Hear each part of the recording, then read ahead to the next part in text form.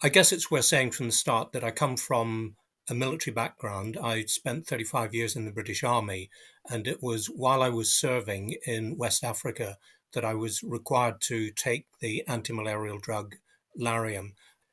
I took the drug for almost a year while I was in Sierra Leone, so I consumed probably the better part of 50 pills on a weekly basis. And I suffered a number of side effects. These initially ranged from disturbed sleep to nightmares to physiological problems such as balance and vision, other things such as restlessness and confusion, anger management, and problems with my sleep that manifested themselves in a number of ways. And I quickly realized that a lot of other members of the force that I was serving with in Sierra Leone were suffering similar side effects.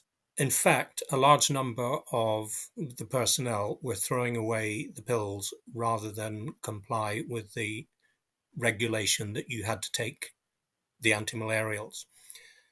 That actually put me in slightly difficult moral position because I was leading a small team of officers and warrant officers from the UK, Canada, and the United States. And as the team leader, of course, I had a responsibility for their health.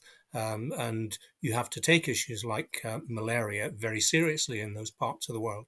And the strain of malaria there is a particularly nasty one. So the chain of command required that as you would take other protections, such as sleeping under a mosquito net, covering up bare skin during the day to avoid being bitten, wearing creams and using insect repellent. So we were required to comply with the weekly drug regimen. It was quite a surprise to me to see the range of side effects that were appearing among my peers and the soldiers that we were leading. I mentioned the motto of our military academy, which is serve to lead.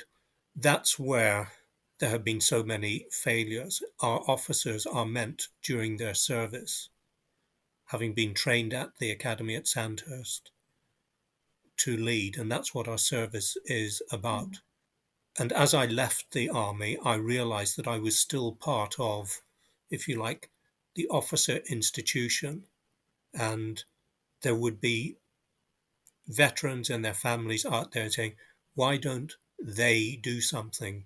Well, I'm still part of the they. I'm still part That's of right. the institution. Yeah. I still feel a responsibility.